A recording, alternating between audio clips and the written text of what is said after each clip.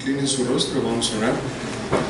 Señor Jesús, te damos gracias. Gracias, Padre Santo, por esta oportunidad que tú nos das, bendito Dios, de estar aquí en tu presencia. Te pedimos, Señor, que seas tú quien enseña nuestro corazón y nos des semilla y alimento, Padre, para nuestro espíritu. Habla tú, Señor, a nuestros corazones y que esta semilla dé fruto al 30, al 60 y al 100 por uno en cada uno de nosotros, Padre. Te damos gracias, Señor, y sea tu palabra la que hable. Amén. Bien, quisiera que me acompañen a 1 Samuel 16.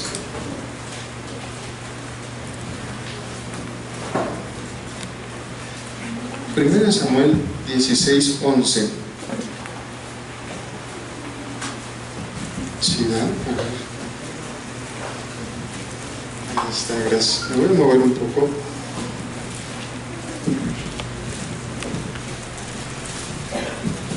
Ahí está, dice así: Entonces dijo Samuel a Isaí: ¿Son estos todos tus hijos? Y él respondió: Queda aún el menor, que apacienta las ovejas. Y dijo Samuel a Isaí: Envía por él, porque no nos sentaremos a la mesa hasta que él venga aquí.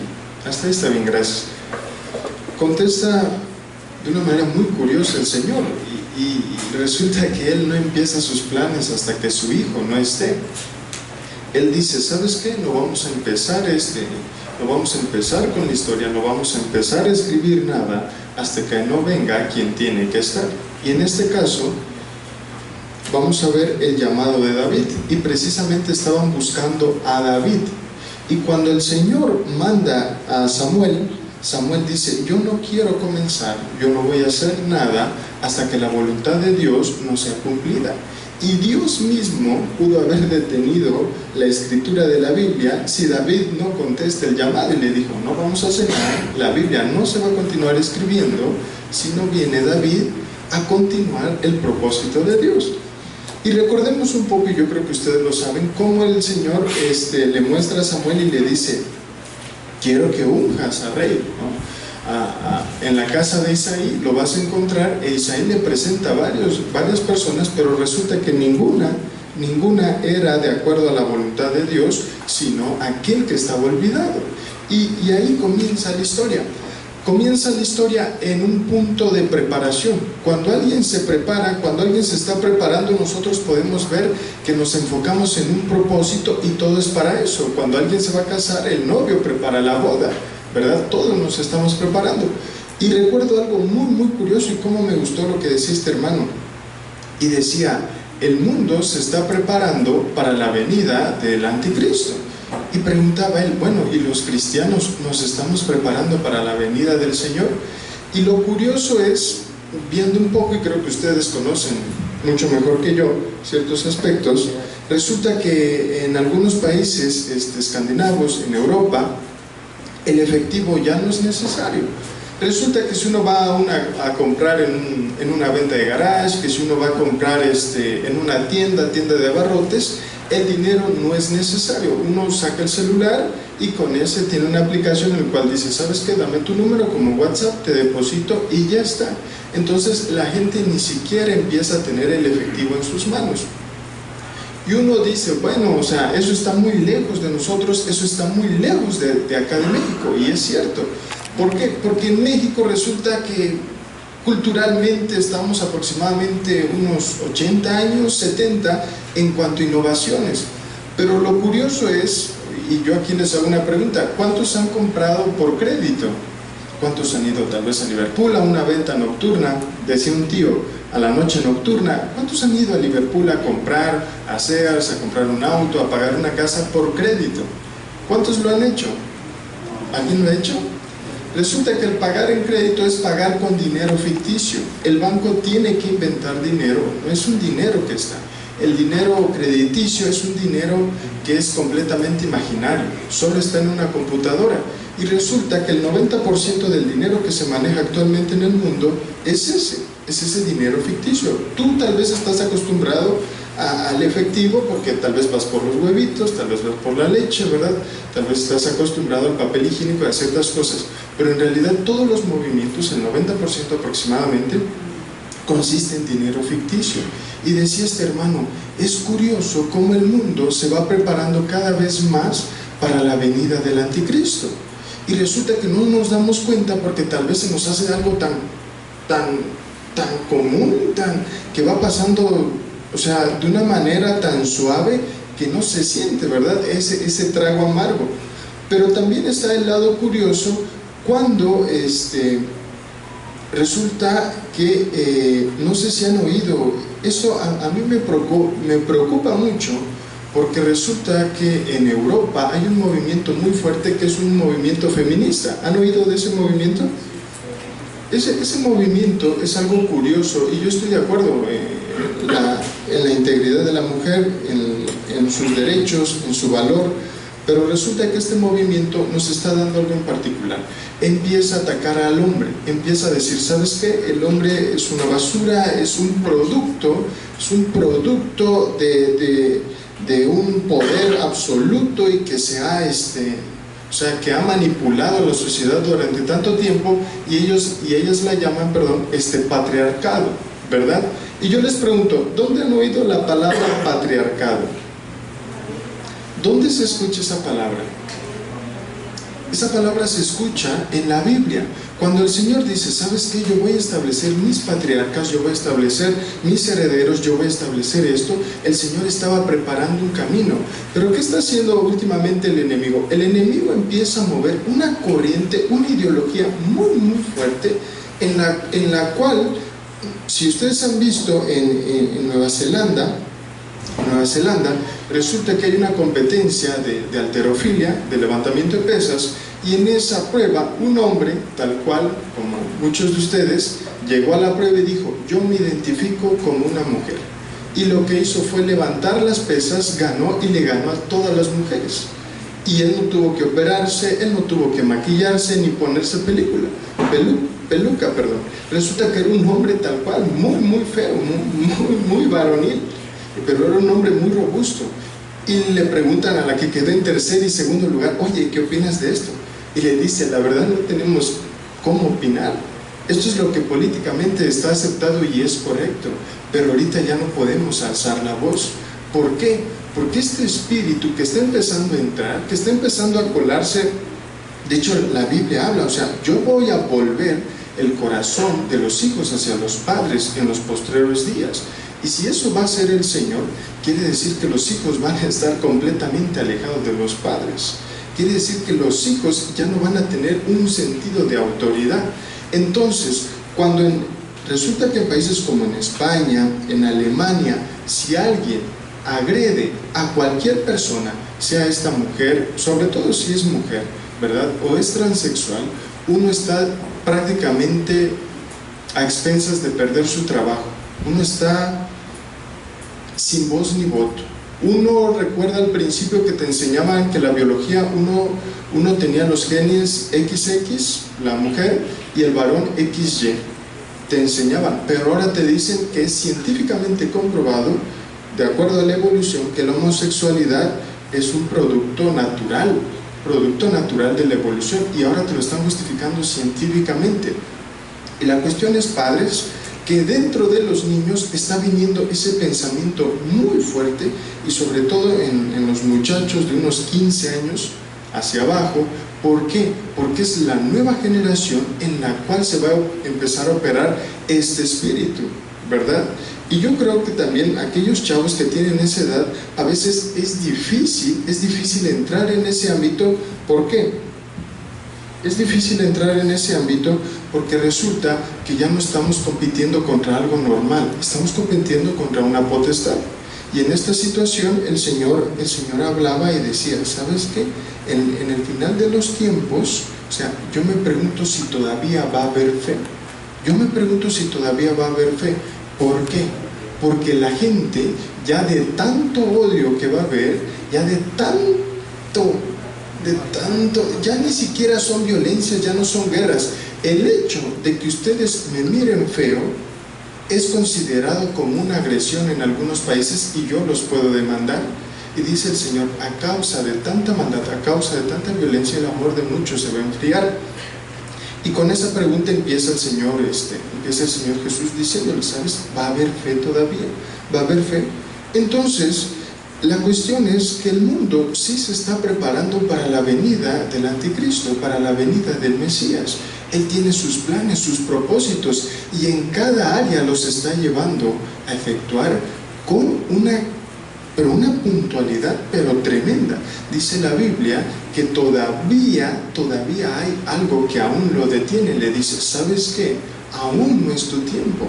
Y está tan fuerte, pero le dice, aún no puedes operar, porque una fuerza muy grande, muchos teólogos dicen que es el Espíritu Santo, el cual está diciendo, ¿sabes qué? Todavía detente, porque no es el tiempo. Entonces, el cristiano está sufriendo un enfriamiento muy fuerte, como una era glacial espiritual, y resulta que esta está afectando a las iglesias.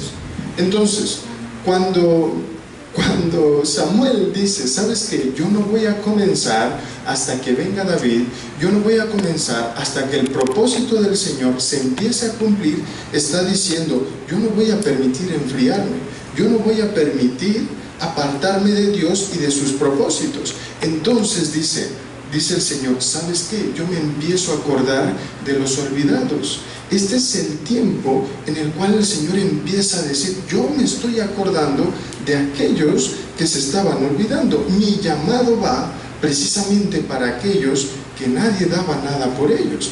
Entonces, la cuestión es que David sufre este llamado tan importante que él no lo estaba buscando y él ni siquiera lo esperaba. Sin embargo, Dios dijo, este es el momento en el cual tienes que operar.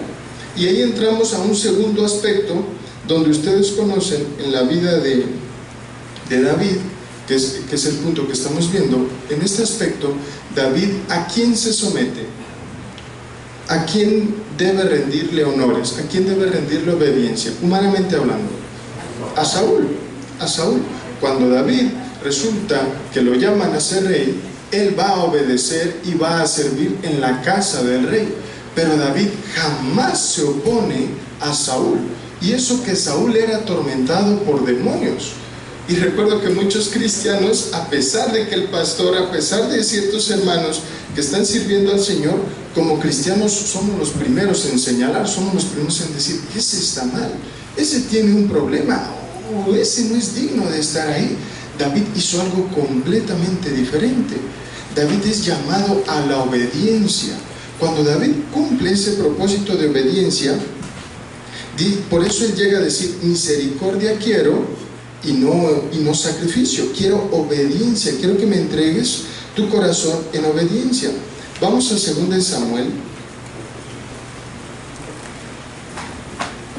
2 Samuel 9.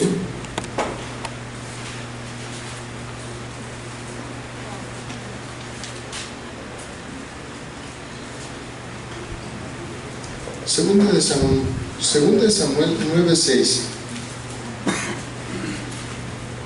dice, y vino Mefiboset, hijo de Jonathan, hijo de Saúl, a David, y se postró sobre su rostro e hizo reverencia, y dijo a David, Mefiboset, y él respondió, he aquí tu siervo. El 7, y le dijo a David, no tengas temor, porque yo a la verdad haré contigo misericordia por amor de Jonathan tu padre, y te devolveré todas las tierras de Saúl tu padre, y tú comerás siempre a mi mesa. David lo que empieza a hacer es un acto de misericordia. Él se acuerda de dónde había sido llamado y dice, yo tengo que hacer lo que hicieron conmigo, yo tengo que hacer lo que me han hecho a mí. Entonces, en esa situación, cuando David está en un momento tan difícil como es a veces de ver un pastor que no está cumpliendo lo que debe, o que un hombre de Dios supuestamente entregado está cojeando, como cristianos hemos tomado muchas veces la actitud de señalarlo y de decirlo, pero la Biblia habla del corazón de David, que fue un corazón en el cual todavía estuvo íntegro delante del rey, porque no sé si recuerdan aquel que llegó a contarle a David y le dijo, ¿sabes qué? Yo maté a Saúl. Y le dijo, ¿hiciste qué? Le dijo, yo maté a Saúl. Llegó un hombre y le contó, ¿sabes qué? Yo maté a Saúl en lo duro de la guerra, lo vi y lo atravesé. Y le dijo, ¿qué hiciste? ¿Qué? ¿Crees que te podrás librar de haber tocado al ungido de Jehová? ¿Crees que podrás hacer eso? Entonces David entendió y conocía siempre que Dios al que llamaba, Él era el que iba a juzgar y el que iba a enjuiciar. Entonces, cuando David tiene un propósito, es precisamente a orar y a bendecir al que está al frente. Dios no le dijo, ve y mátalo y te lo voy a dar. No, no, no. Dios le dijo, tienes que orar y tienes que cumplir ese propósito. Muchas personas es fácil decir y criticar, porque el pastor está mal, yo no crezco, o porque él está mal, la iglesia no crece. Pero el Señor le dijo, no, porque aquel que tiene el llamado del Señor va a cumplir su propósito, tarde lo que tarde. Aquí dice el Señor, no nos vamos a mover, no vamos a entrar a la cena hasta que no venga el propósito a cumplirse.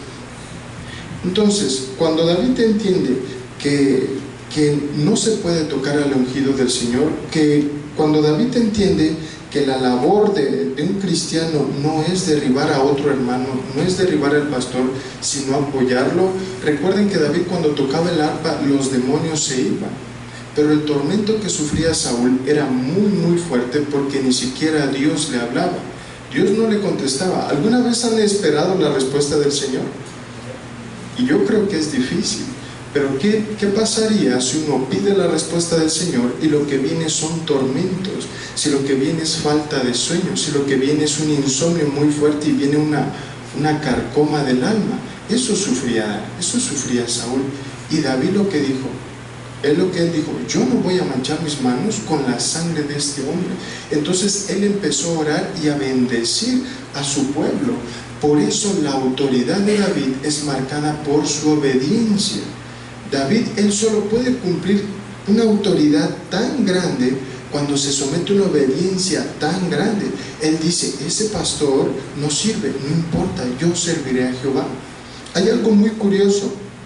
La Biblia dice que Saúl mataba a 1000, pero David mataba a 10,000. El problema es aquí que Saúl siempre peleaba solo. Peleaba tal vez solo con los dones, pero dice la Biblia que uno echará 1000 y 2 a 10,000.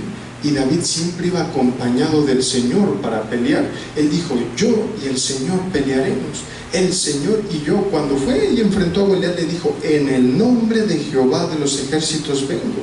Por eso David tenía ese avance, David tenía esa victoria, porque él dijo, yo vengo con el Señor para poder pelear. Y aquí la diferencia cuando el Señor dijo, yo no tendré misericordia de Saúl, pero yo sí me apiadaré de mi hijo David. Y ahí la diferencia, cuando David pelea y se mete en la presencia de Dios y dice, no importa cómo esté el líder, no importa cómo esté la autoridad, yo voy a seguir buscando del Señor, yo voy a seguir avanzando porque Dios tiene un llamado, Dios tiene un propósito para mi vida. Dios empezó a cambiar la situación y David, que dice la Biblia, que fue intocable. David era muy curioso porque en una parte de la Biblia resulta que lo estaban amenazando de muerte y él dijo, yo no tengo por qué esconderme más, tráiganme el Urim, tráiganme el Tumim. ¿Y qué estaba diciendo David? Tráiganme mi identidad como hijo de Dios. Los enemigos vienen contra mí, tráiganme el Urim, tráiganme mi identidad como hijo de Dios, tráiganme esa armadura, esa pechera que yo me tengo que poner como hijo de Dios y demostrar quién soy en Cristo Jesús. Cuando David hacía eso en cada batalla, por eso él siempre preguntaba, Señor, ¿iré a la guerra? Señor, ¿ataco ahora? Señor, ¿hago esto? La Biblia dice que si tú pones a Dios todas tus peticiones, Él va a enderezar tus caminos. Y David, al hacer eso, tenía algo más que una gracia, una sabiduría especial, la cual era determinada por el Señor siempre. Y esa sabiduría era guiada en un proceso de dar y de esperar. Por eso nosotros vemos que David difícilmente toma una decisión equivocada, y lo que más recordamos de David es el error de Betsabé. Es el error más famoso de David porque siempre fue un hombre sabio. Del mundo se espera que siempre se cometan esos errores, pero de David, siendo la autoridad que era, ¿cómo es posible? Porque era un hombre que temía al Señor, pero por un tiempo se apartó. David era un hombre que cuando él estaba en la presencia del Señor, a pesar de todo lo que él hizo, él decía: yo entiendo y yo conozco quién es mi Dios, me voy a alegrar y me voy a fortalecer a él. De hecho, David dice: Señor, entiendo por qué me has hecho sufrir tanto, para que un día aquellos que no conocen de tu palabra, yo les predique, y lo que me ha pasado sea ejemplo para ellos. La Biblia marca una similitud entre Jesús y David, cuando dice de Jesús: varón de dolores, experimentado en quebranto y conocedor del dolor más profundo. David, al perder su hijo, entendía o conocía el dolor más profundo que pudo haber sido. Y en esa situación, él precisamente está diciendo: ¿sabes qué? Yo estoy sirviendo de ejemplo para agradar a mi Señor. Vamos al Salmo 51, un salmo bastante conocido.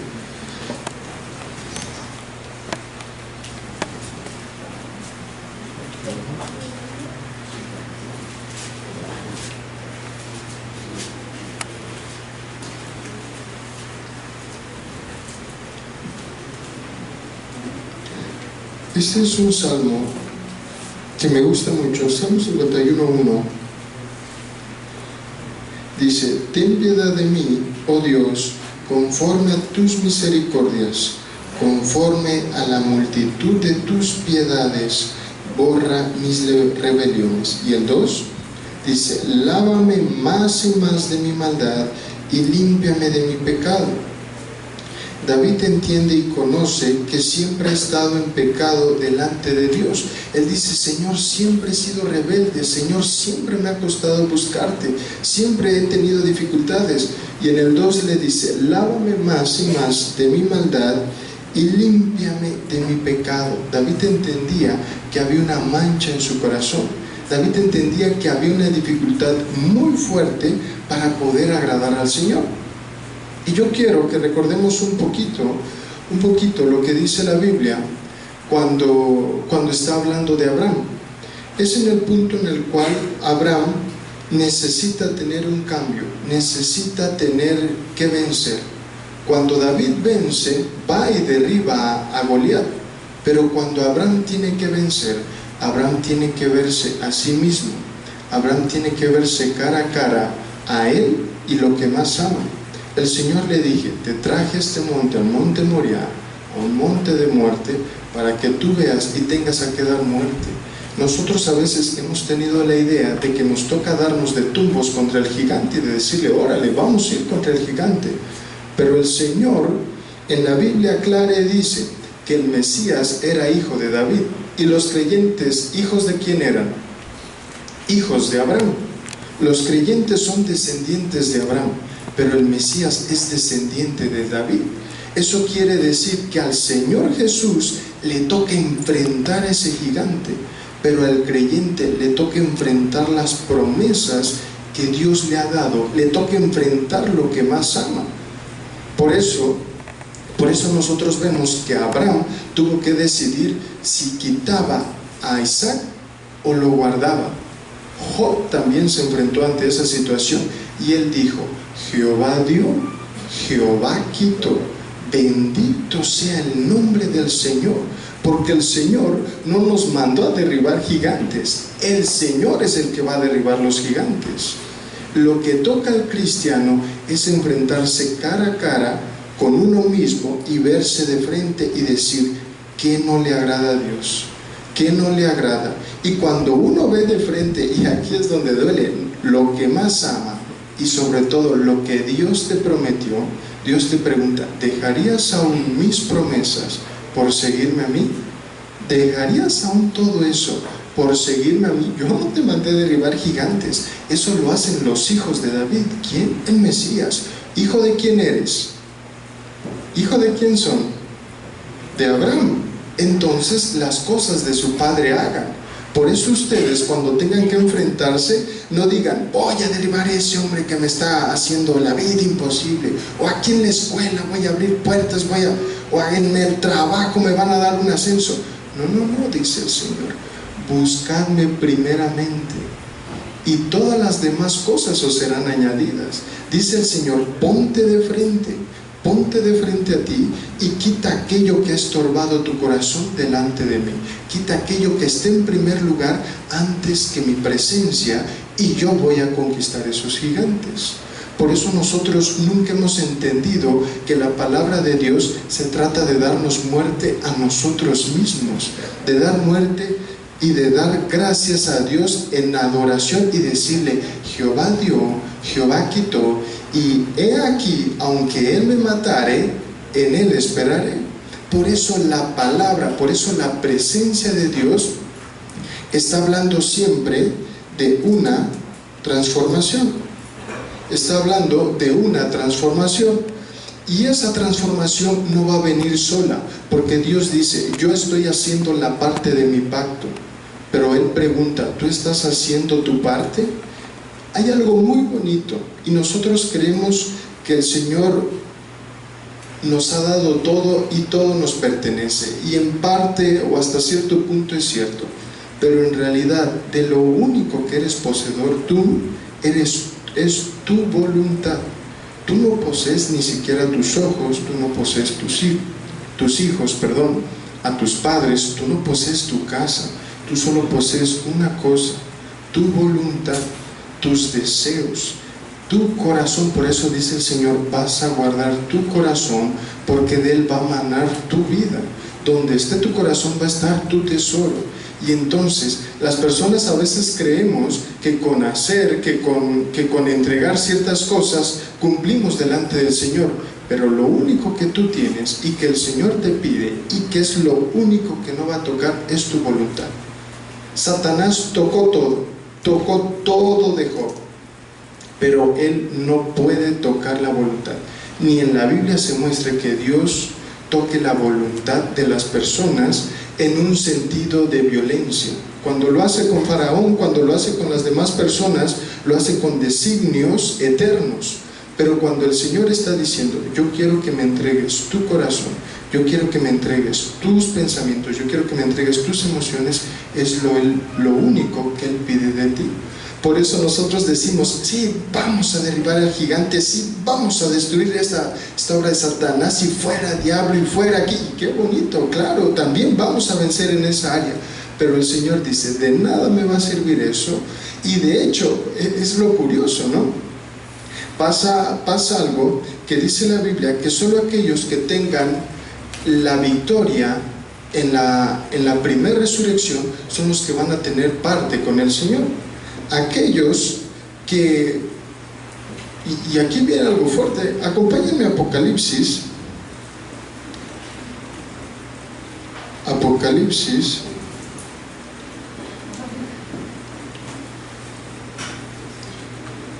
9.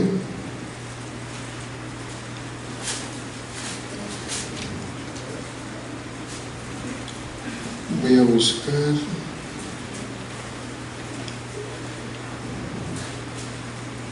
Apocalipsis 25, por favor.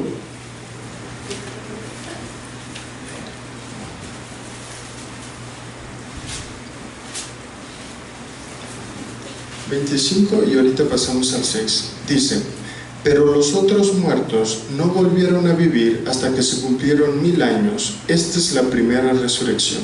El 6 dice, bienaventurado y santo el que tiene parte en la primera resurrección. La segunda muerte no tiene potestad sobre estos, sino que serán sacerdotes de Dios y de Cristo, y reinarán con Él 1000 años. Déjalo ahí. Cuando el Señor está diciendo, bienaventurado el que tiene parte en la primera resurrección, quiere decir que hay personas que son arrebatadas por el Señor y que resucitan con los santos, con los creyentes, y reciben a Jesús en las nubes. Esos, dice la Biblia, que son bienaventurados porque la segunda muerte no tiene potestad sobre ellos. Pero hay quienes se quedaron a la venida del anticristo y a su estadía aquí en la tierra. Ellos no tienen parte en el primer turno de resurrección. Por eso ellos todavía tienen que enfrentar un juicio. Entonces, claro, hay gente que se puede salvar estando aquí en la tribulación, pero dice la Biblia que ellos no van a quedar exentos de la segunda muerte. Quiere decir que a veces nosotros hemos pensado de una manera el Evangelio, pero la Biblia también aclara que son tan pocos los que Él se lleva, son tan pocos que es algo secreto. Y de hecho a Juan le dice: Señor, ¿quiénes son estos hombres que están aquí? Estos que están sin número y no podemos contar. Y le dice: estos son aquellos que se quedaron a lavar sus vestiduras en los tiempos de la gran tribulación. Dice, son sin número, son gente que no se puede contar. ¿Por qué? Porque la ideología cristiana domina muchísimo en el mundo actual, pero la confianza y realmente el carácter del cristiano no lo tiene cualquiera. Juan puede contar los que son salvos, pero no puede contar los que son rescatados en la gran tribulación. Y la Biblia da una parábola cuando dice de las bodas, y va, invita a las bodas y dice: vengan a las bodas, vengan a las bodas. Pero resulta que en las bodas, cuando está la fiesta, cuando está la pachanga, cuando está el merequetengue, había una persona sin vestido de bodas. Y el Señor le pregunta: ¿cómo es que viniste hasta acá? ¿Cómo llegaste? ¿Qué haces tú acá sin vestido de bodas? La Biblia habla y se refiere a ellos que son aquellas personas que no tuvieron parte en el primer turno de resurrección. Cuando venga el Señor Jesucristo, tienen que esperar todavía un juicio, y le dice: ¿qué haces tú aquí? Tú no tienes parte aquí. Se ha echado fuera, se ha echado fuera. Y cuando lo echan fuera, a donde es el lloro y el crujir de dientes, a veces nos sorprende como cristianos, porque decimos: ¿qué está pasando? ¿Qué está sucediendo? Regrésame al 5, por favor. 25. Dice: pero los otros muertos no volvieron a vivir hasta que se cumplieron 1000 años. Esta es la primera resurrección. Y dale al 6.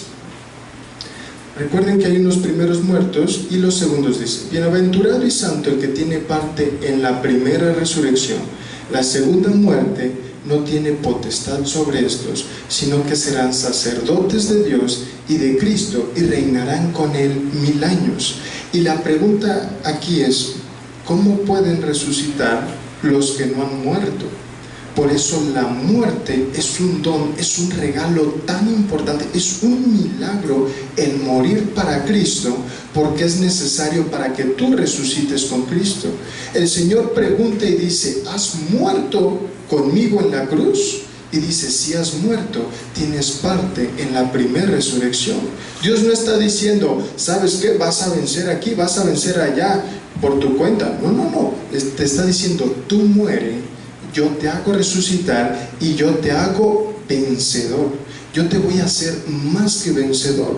Por eso decía el Señor: yo soy el alfa y el omega. Yo soy la causa de David y yo soy la descendencia de David. Yo estoy antes de Abraham, yo estoy después de Abraham. Yo soy antes de ellos, yo soy después de ellos. Pero a ti te corresponde solo una cosa: esa muerte. Y eso es lo que hacía precisamente el ministerio de David. El ministerio de David era poner a actuar la fe. Creer, qué bonito. Creer, todos los que creyeron estaban dentro de los incontables en la visión de Juan. Pero todos los que actuaron estaban en la primer parte de la resurrección. Y esa primer parte solo corresponde a los que van como David, cuando dicen: yo creo en el nombre del Señor, y llevo de una vez la onda y va la pedrada. Yo creo en el nombre del Señor y va la pedrada. Decía el apóstol Pedro, no recuerdo la cita, pero decía: aquellos que hablan en el nombre de Dios, háganlo como si de verdad Dios mismo estuviera hablando a través de ustedes. Entonces la fe no se trata de sentir, la fe no se trata de esperar que me impulsen, la fe no se trata de que el pastor está mal, yo también, el pastor está bien, ahora sí vamos a vencer. No, la fe se trata de que yo sé mi llamado, yo sé mi propósito y lo pongo a actuar en el nombre del Señor. lo sienta o no lo sienta. Por eso decía el apóstol Pedro, los que prediquen como si Dios mismo está hablando. Entonces, cuando tú tengas miedo de hablar la palabra de Dios, ve y date una arrastrada, ve y date un pegón contra un muro, pero dile: Señor, yo estoy cumpliendo con tu palabra, no estoy cumpliendo con lo que ve el hombre. Una anécdota muy curiosa: resulta que fuimos a predicar a una comunidad indígena, y en esta comunidad indígena fue mi primo y fui yo, y invitan a mi primo y me invitan a mí. Resulta que cuando él predica, él no tenía ni idea o no se escuchaba con sentido lo que decía. Él, cuando hablaba, empezaba a decir: bueno, hermanos, Jesús resulta que... Ay, no, esperen, me olvidé. No, creo que era Pedro. No, fue Noé. Y empezaba mi primo a predicar, y él empezó a hablar, y así estuvo. Y yo dije: no, este hombre perdido de patas, háganse un lado. Y cuando llego yo, le explico a los hermanos: hermanos, paso 1 para su salvación, esto, lo otro. Paso 2, aquí, allá, y vamos por orden. Pero al finalizar, resulta que se acercan los hermanos a saludarme y me dicen: oye, Andrés, qué bonita palabra, muchas gracias. Me saltan y abrazan a mi primo y le dicen: tremendamente te ha usado Dios. Como no tienes idea, Dios ha usado tus palabras. Y yo dije: bueno, un hermano perdidito igual que él. Y el otro de igual manera se acerca a mí y me dice: Andrés, muy bonitas palabras, gracias, hermano. Y se acercan a mi primo: hermano, Dios lo ha usado. Qué hermosa palabra. Yo dije: pero si este hombre habló con las patas, ¿cómo es posible que hayan entendido? Y yo ahí entendí cuando la Biblia dice: un abismo llama a otro abismo. La profundidad del Espíritu habla a la profundidad del Espíritu. Y muchas personas se quedan con la idea de: ay, hablé mal, ay, no dije lo que tenía que decir. Pero el Señor dice: mi palabra está dada y no va a regresar a mí vacía. Yo te estoy diciendo: siembra la palabra, y el que la va a hacer crecer seré yo. Tú siembra, tú riega, pero yo la voy a hacer crecer. Tú lleva la onda, lanza la piedra, y el que la endereza, dice el Señor, soy yo. Tú lánzala por allá, pero va a agarrar chancla y le va a dar justo en el mero mollete a Goliat. Eso es lo que está diciendo el Señor. Por eso yo dije: wow, Señor, y ahora me doy cuenta realmente que la palabra es tuya y depende de ti. Y a veces muchos hermanos, me da tristeza cuando me dicen: yo no puedo hablar, o yo hablo mal, o yo no tengo esto, yo no tengo tal habilidad.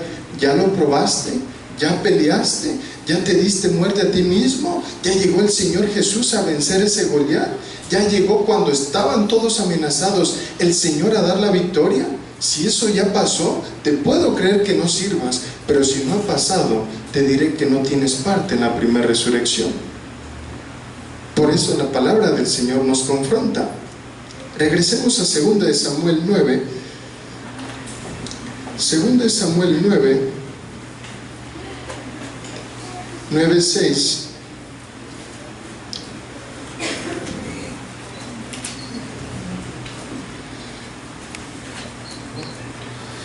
Vamos desde el 1, mejor, para que entremos en contexto y ya vayamos terminando. Dice: dijo David: ¿ha quedado alguno de la casa de Saúl a quien haga yo misericordia por amor de Jonathan? Salta hasta el 5, por favor. Dice: entonces envió el rey David y le trajo de la casa de Maquir, hijo de Amiel, de Lodebar, y vino Mefiboset, hijo de Jonathan, hijo de Saúl, a David, y se postró su rostro e hizo reverencia y dijo: Mefiboset. Y él respondió: he aquí tu siervo. 7.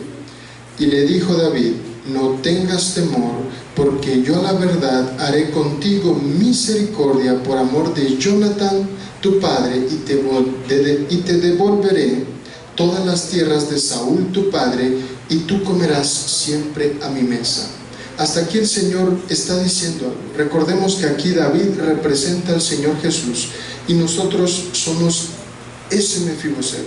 Cuando el Señor está diciendo: sí, tú tenías una herencia, tú tenías una ascendencia de muerte, Tú tenías un linaje caído, tu linaje era ser destruido, pero ahora yo te voy a dar un linaje santo, yo te voy a dar un linaje de sacerdocio puro y verdad. Por eso dice el Señor, yo voy a restituir todo lo que era tuyo, todo lo que tenías en la casa del rey, todo lo que correspondía en aquella vez en la que me buscabas, dice el Señor, volverá a ser restituido. Pero una cosa es necesaria, que tu corazón me sea entregado. Goliat yo lo he vencido, ya quedó aquel hombre fuerte, ya quedó aquel hombre atado. Dice la Biblia que solamente el hombre fuerte es atado por uno más fuerte, y ese hombre más fuerte es Cristo. Él ya hizo su parte, Él ya hizo su parte del pacto. El Señor ahora pregunta, y siempre le pregunta a Israel, ¿por qué abandonas tu pacto? ¿Por qué abandonas la parte de tu pacto? Yo voy a restituir todo otra vez si recobras tu pacto, si recobras ese llamado, si tomas la fe del Señor y si continúas hacia adelante en Cristo Jesús. Amén, hermanos. Amén. Hasta aquí, ¿alguna duda? ¿Alguna pregunta? ¿Comentarios, sugerencias quedadas en segundo turno de resurrección? ¿Alguno? ¿No? ¿Nadie? Bueno, algunas indicaciones. Tarea, como hay vacaciones y veo que los están haciendo sufrir, he decidido no dejarles tarea por esta ocasión, viendo que estaban sufriendo. Si no, agradezcan, disfruten sus vacaciones. Punto número 1. 2, me dijeron que la hermana Valeria va a recibir las tareas de crecimiento espiritual. Hermana Valeria, ¿se puede poner de pie, por favor, para que la vean los que falten de la tarea de crecimiento espiritual? Hermana, gracias, ella lo pueden entregar. Y número 3, la tarea que yo les dejé la semana pasada, esa sí la voy a recibir, la pueden entregar hasta allá atrás, en una sillita que dice tareas. ¿Todo bien? ¿Claro? Sí, bueno, gracias hermanos, tienen receso. A ver, permítame tantito. Vienen aquí a darles una regañada, a darnos. Gloria a Dios. ¿Ya todos están con sus documentos? ¿Sí? ¿No les hace falta nada? Hermanitos, sí, ¿verdad? Es la primera vez. La primera vez. Bueno, ahorita lo anotamos y lo vemos. Y los hermanos, ¿verdad? Gloria a Dios. Entonces, los que me hagan falta sus documentos, los de la iglesia de allá de Avivamiento, ¿a quién se lo están dando? ¿Al hermano Juan Carlos? Sí, ok. Entonces déjenselo a él, pero si ya lo traen y me lo quieren dejar a mí, también se los recibo. ¿Está bien? Que el Señor les bendiga, tienen un receso y al final vamos a pasar lista.